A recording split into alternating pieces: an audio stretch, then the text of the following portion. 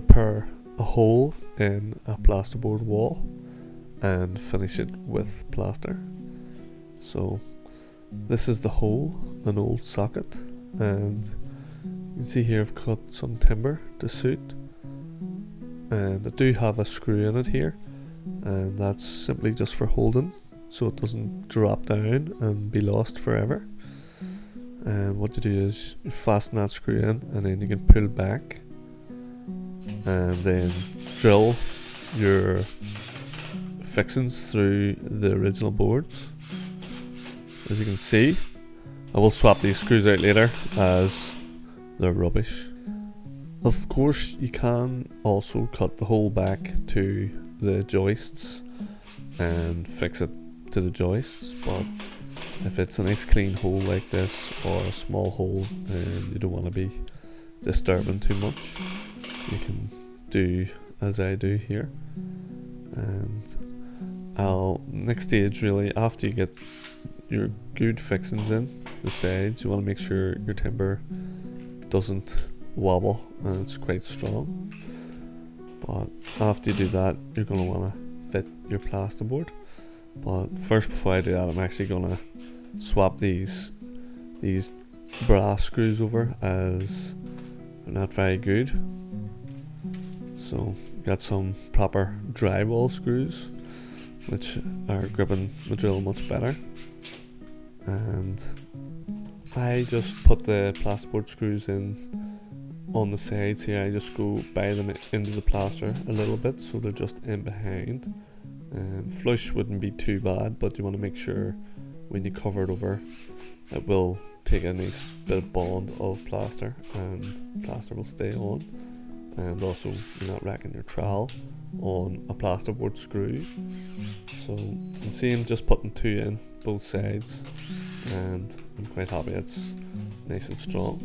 So without messing about, the next stage will be cutting a bit of plasterboard to suit, and if it's as simple as this, you can just offer it up both ways as I have done here, and blocking you a bit from showing you, but really just offer it up and cut your size.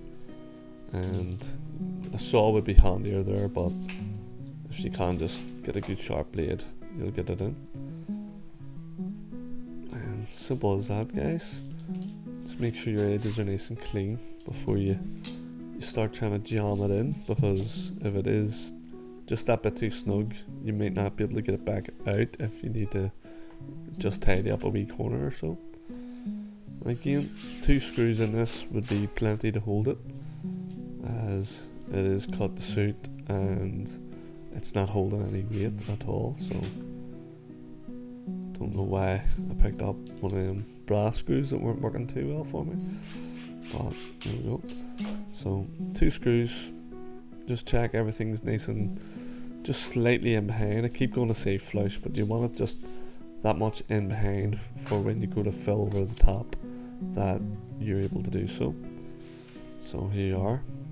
I used, for most patches like this, I'll try to use very stiff plaster, and it should result in a bit of a stronger patch then as well, as more plaster in the water will equal more strength, less plaster should equal less strength.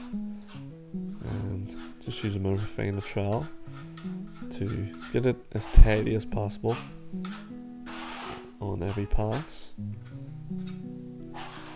You can see sometimes, even if you scrape and prepare these edges, sometimes you still get wee bits of flaky paint, and they will give you a bit of bother, so try to pick off anything from the earliest stage possible. And we're looking quite tidy already. So basically, just once you have your plaster on, quick 2 coats. You want to just keep cleaning your edges, keep troweling up, keep making sure you're filling any wee holes or scratches that might appear, and really concentrating on those edges. I do have other videos on the channel. If you want to poke about there's other patching videos on patch and plaster, and there's actually one very similar to this video on the ceiling. We'll try and put all the links to those in the description.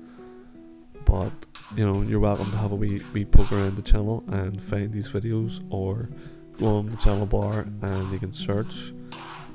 Quite a lot of videos now, so no doubt if you have a question you can nearly get it answered just by a video that's on the channel as is.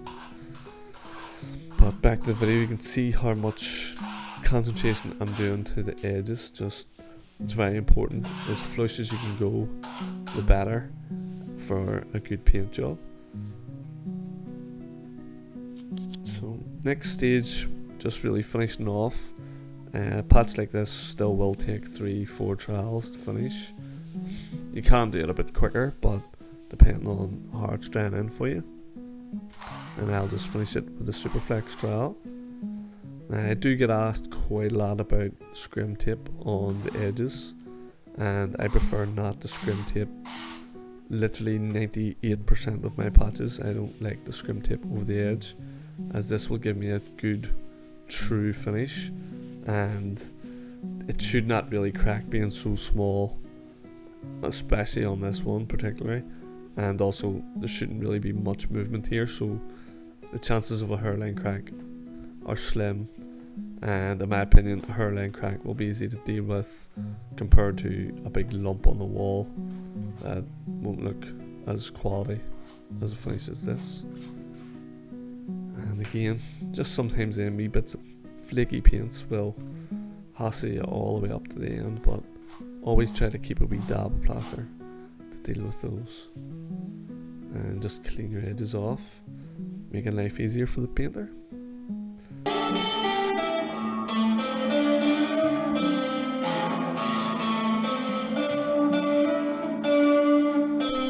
So I hope that video was helpful to you, and if you haven't subscribed yet, here's some more reasons to. We at time to time do play with sand and cement render also, and create some nice jobs as well as just the normal rendering type. We do some types of brick effect render jobs also, making walls that are walls look like other walls, and I think this one came up pretty close. So there's always these type of, trying to get more of these as well, artistic type videos on the channel. So that might be another reason to have a look around the channel and see some other videos we have, and another reason to be subscribed, as we also do some detailed work as well, but we'll be continuing to try and upload every single Sunday. Have been doing it for quite some time now, so always trying to do something and always trying to help out with questions, tools, materials. If we have done it, I'll definitely try to help out, and if I can't help, I'll still try to help. But certainly there's a lot of videos on the channel, and might be worth your time subscribing and checking out the older ones and being prepared for every other new one that is coming. And there's always new stuff coming.